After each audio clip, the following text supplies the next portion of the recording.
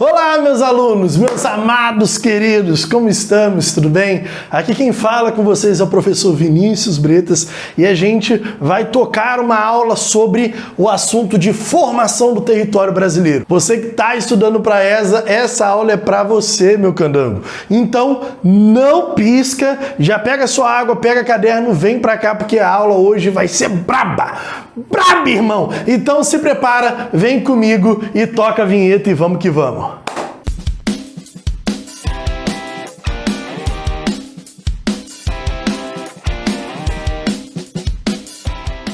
Minha galera, voltamos aqui, lembrando que você pode conferir todo esse quadro aqui no link que está justamente aqui na descrição. Não perca tempo, se você quer fazer a cópia no caderno, aproveita esse link, vem aí, faz a cópia toda bonitinha, volta para o vídeo, faz todas as anotações, se tiver que pausar, pausa. Algumas imagens eu vou mostrar aqui, é bom que você pause esse momento que eu mostrar essas imagens para você avaliar tudo certinho, ver todos os pontos para que a sua aula, o rendimento da sua aula seja o maior. Lembrando também que já tivemos uma aula anterior a esse assunto aqui, então não perca tempo, aperte no card que está aqui em cima para que você veja a aula anterior sobre o assunto justamente do território brasileiro, faça algumas questões e vamos que vamos. Galera, não vou perder mais tempo, vem comigo, vamos para essa aula braba! Vem comigo e vamos junto. Galera, hoje nós vamos falar sobre o assunto de formação do território brasileiro.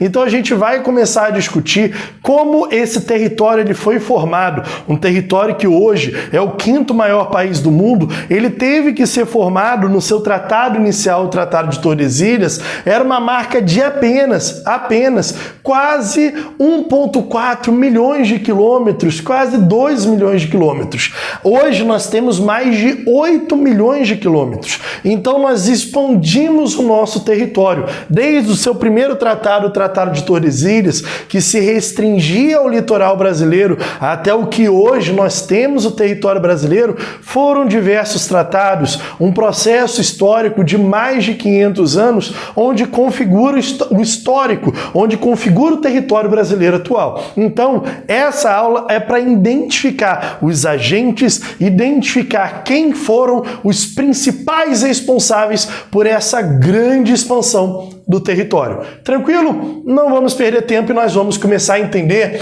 que começa o nosso diálogo entendendo que a formação do território brasileiro ela foi lenta e irregular. Enquanto no território do litoral se desenvolveu grandes cidades como Salvador, São Paulo, Rio de Janeiro, uma forte concentração de pessoas trabalhando nesse local, um forte povoamento no seu interior, em áreas interioranas, esses espaços foram foram irregularmente ocupados, foram de formas irregulares ocupadas, tanto no centro-oeste e norte brasileiro. Então, de fato, essa ocupação ela foi lenta, ela não foi destinada fortemente incentivada como os processos de ocupação norte-americana, a marcha para o oeste, os temas de se interligar por ferrovias, aquela preocupação entre ter uma ligação do Pacífico e do Atlântico. Aqui não, a nossa ocupação ela foi lenta,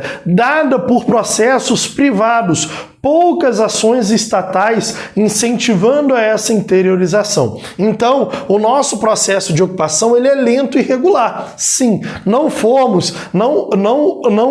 adentramos o território de forma regular, de forma rápida e intensa, mas foi conforme os anos. E sim, com as grandes navegações, com a chegada dos portugueses em 1500, nós temos uma restrição da ocupação pelo Estado apenas no litoral. Há um desinteresse econômico inicialmente, não só que esse período do desinteresse é muito conhecido como período pré-colonial, aqui nesse momento há um desinteresse econômico, pois Portugal estava diretamente se relacionando com as Índias, através justamente das especiarias com lucros exorbitantes. Meu pé tá coçando pra... E aí... E justamente essa falta de incentivo de entrar no território faz com que esses primeiros anos sejam basicamente para guardar a posse do território brasileiro contra possíveis invasões de holandeses, franceses e ingleses, assim como também o desinteresse econômico e apenas uma extração de uma madeira ligado à Mata Atlântica, a madeira justamente do pau-brasil que dá nome ao nosso país hoje, e o sistema de feitorias, onde era feito trocas e relações algumas comerciais com indígenas, entre outros, justamente para a ocupação desse território restrito ao litoral. Agora você para e pensa, se a gente fosse delimitar o tratado justamente que colocava esse território brasileiro nas mãos de Portugal, a gente falaria deste tratado aqui, o Tratado de Tordesilhas. Para e pensa aqui. Nós temos o Tratado de Tordesilhas restrito ao litoral. Porém, quando nós olhamos o Brasil hoje, ele é muito mais extenso do que foi colocado inicialmente.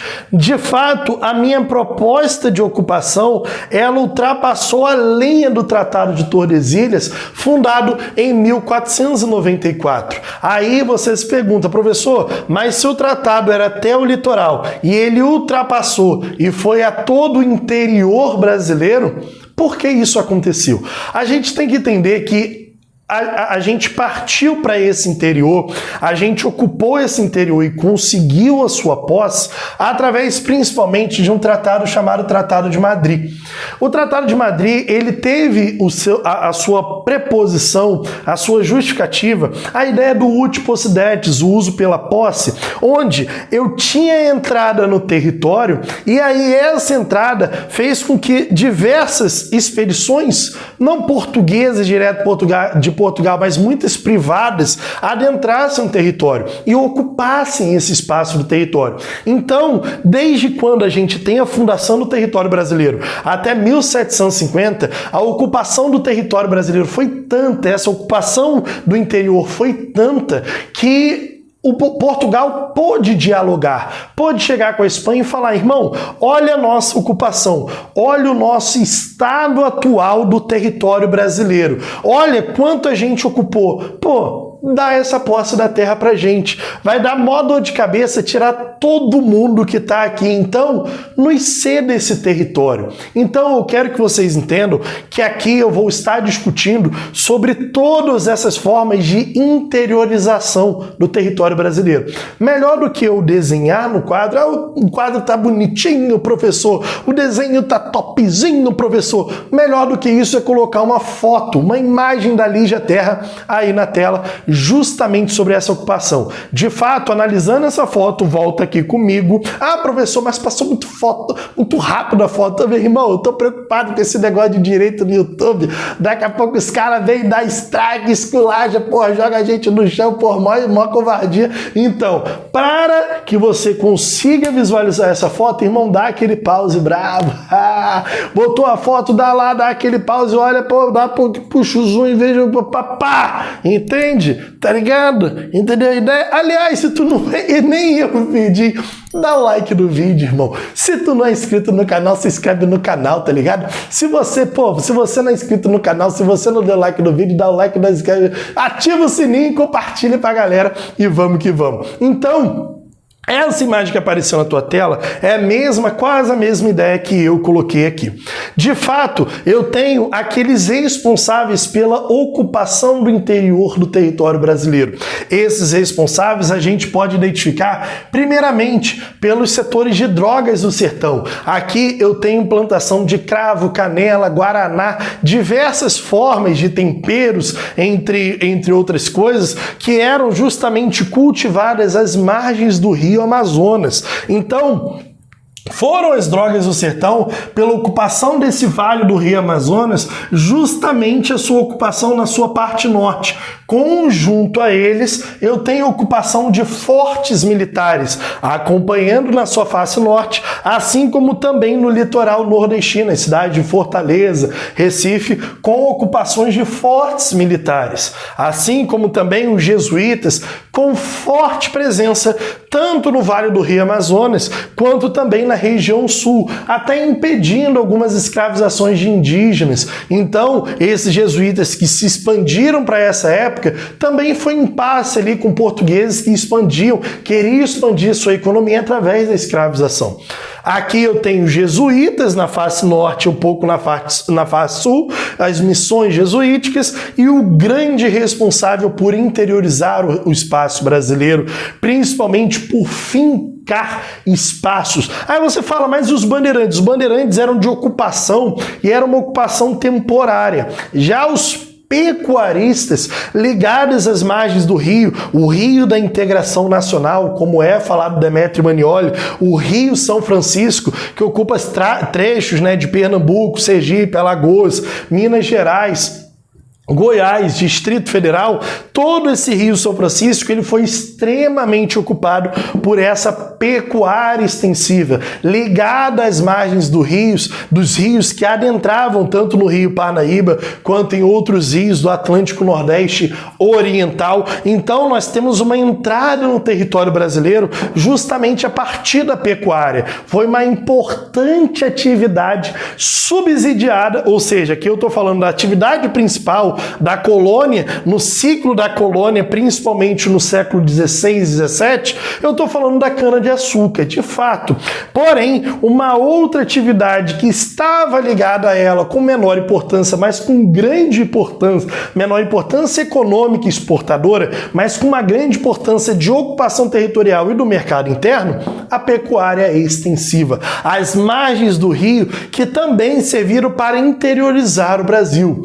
Junto com a pecuária, cresciam também os bandeirantes. As bandeiras que cresciam justamente sobre essas áreas. Volta aí, eu boto de novo a imagem. Dá uma olhada nessa imagem aí, ó. Os bandeirantes, volta aqui para mim, ó. Os bandeirantes, que eles tinham uma forte entrada pelo Nordeste e pelo Sudeste brasileiro. Podemos dividir, já caiu até na prova de 2021, os bandeirantes de preação, aqueles que vinham justamente do Sudeste para a captura de indígenas, para trabalhar nas áreas justamente de produção canavieira e de produção de São Paulo. Assim como também nessa região do Nordeste, o chamado sertanismo de contrato, onde era a busca de negros escravizados fugitivos que se localizavam em quilombos. Justamente, a gente até pode falar o quilombo dos Palmares, nessa região ali, justamente, se eu não me engano, de Alagoas, Sergipe. A gente tem justamente grandes quilombos que se estabelecem por essa região e eu tenho o pagamento de bandeirantes para que eles adentrassem e voltassem com esses negros escravizados para os grandes latifúndios, entende? Para o plantation na presença do litoral. E também o bandeirantismo de prospecção, que eram os bandeirantes melhores instruídos nas cadeias geológicas, nas ideias geológicas, da entrada no território na busca de metais preciosos. Então, a gente teve pelo menos 3 formas de bandeirantismos que adentraram o território na busca de indígenas, na busca de negros escravizados, na busca de metais preciosos, justamente, e ocuparam áreas do centro-oeste e do interior nordestino também. Então, eu tenho essa forte ocupação. Ah, professor, e a cana-de-açúcar? Embora seja a maior economia do ciclo da cana-de-açúcar, no início do período colonial, eu tenho justamente a cana-de-açúcar restrita ao litoral apenas. Ela não adentra o território. A gente diz que os grandes responsáveis por adentrar o território são esses candangos aqui. Então, são eles os responsáveis por essa ocupação do interior do território. Tranquilo? Suave até então? Então, vem comigo e vamos falar sobre os tratados. Aqui, meus amados, vocês podem até estar confundindo, professor, mas é uma aula de história? Professor, é uma aula de geografia? É história e geografia? O senhor dá aula dos dois? Não, não dou aula dos dois. Aqui, meus irmãos, eu estou cagando para o processo histórico. Quem foi o responsável? Qual o Papa que instituiu? Quem foi o responsável? Ah, aqui ó, no Tratado de Petrópolis ou no Tratado de Madrid, quem foi o responsável? Quem assinou? Eu estou nem aí. O que me interessa e que é justamente as partes iniciais da Lígia, do Demétrio, é a gente discutir o território. Então, há outros tratados, professor, e o Tratado de Mito? Caguei, nem sei escrever mito. conflito, hein? Tô nem aí. Eu tô ligando apenas para o tratado que vai dialogar, que vai conversar e versar a respeito do território. E aqui nós temos o nosso primeiro tratado, o Tratado de Tordesilhas. De 370 léguas a partir de Cabo Verde, é colocado uma linha onde de fato ficava, foi assinado em 1494, onde as primeiras divisões do território brasileiro políticas eram divisões em donatarias, onde o comandante seria o capitão donatário. Então a primeira forma de divisão política da colônia justamente já se colocava em donatarias, a divisão política. Mas a gente vai ver que a divisão política do território, na verdade o território ele vai se ampliar a partir do Tratado de Madrid, e aí o Tratado de Madrid é aquilo que eu já conversei com vocês. A gente amplia o nosso território sobre o diálogo de que nós já ocupamos, nós já temos agentes no centro-oeste, já temos agente no norte, já temos agente onde fica o estado do Maranhão, onde fica o estado do Pará, temos agentes no sul. Irmão, se a gente já está ocupando, nos dá a posse, pois a gente já está tratando da terra, já estamos gerando economia, então essa posse que fique pela gente, que comande pela gente, justamente. Então, o território brasileiro ele se avança, ele se expande, ele se interioriza e a gente faz uma nova divisão territorial, que já não é mais em donatarias, mas agora divisão em capitanias gerais e capitanias subordinadas. Aliás, tem uma imagem também do Demetrio Manioli, coloca aí na tela, papai, coloca, papai, volta aqui, papai. Ah, professor, mas é muito rápido, não deu para ler. Irmão, pausa, dá aquele pausa.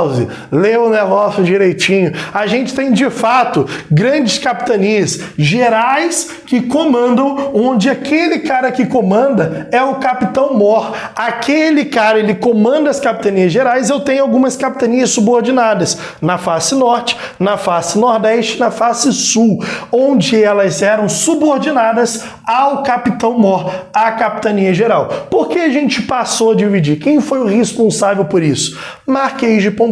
Nas suas reformas pombalinas, ele prevê justamente um maior controle da colônia, dando autonomia para ela, para que ela pudesse criar os próprios impostos, para que pudesse tratar algumas questões jurídicas, para que criasse as suas próprias leis. Então ele dá autonomia para a colônia, ele fala, irmão, desenvolvam, toma aqui essa autonomia. E para isso, eu vou criar uma nova forma de divisão de capitanias gerais e capitanias subordinadas. E também, com a descoberta do ouro no meados do século XVIII, não tem mais porquê Salvador ser a sede de um período colonial da cana-de-açúcar, se hoje o Brasil estava voltado para as regiões de Minas Gerais e extração do ouro. Então, agora a nova sede é instituída no Rio de Janeiro, na década de 1950, 1750, onde, de fato, a gente tem uma nova divisão do território, capitanias gerais e subordinadas, dando maior autonomia nesse território, e o Rio de Janeiro como sede. Então, a partir de meados de 750, a gente tem quase o Brasil na sua configuração atual.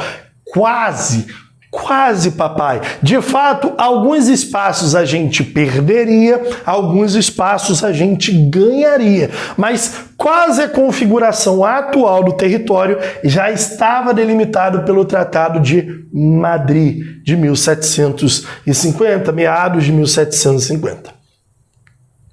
Aqui nós vamos começar o século XIX. No século XIX a gente tem uma série de alterações, pois a gente tem a chegada da família real. Nessa Constituição de 1824, a gente tem que entender que a gente se forma um Estado mais centralizador sobre o poder moderador. E ele faz o quê? Se Marquês de Pombal tinha dado autonomia aqui na Constituição de 1824 é retirada essa autonomia. Não vamos mais dividir o território em capitanias gerais subordinadas. Agora nós vamos dividir o território em províncias. E agora toda lei ela é federal, assim como os impostos federais. Ou seja, eu retiro a autonomia desses caras instituindo províncias. Quem faz isso? O período imperial. A chegada da família real, eles concentram poder dentro do poder moderador. E nesse momento eu tenho novos traçados de fronteiras sendo feitas, principalmente com a perda da Cisplatina, região do Uruguai, na Guerra da Cisplatina. E aí a gente perde a Cisplatina.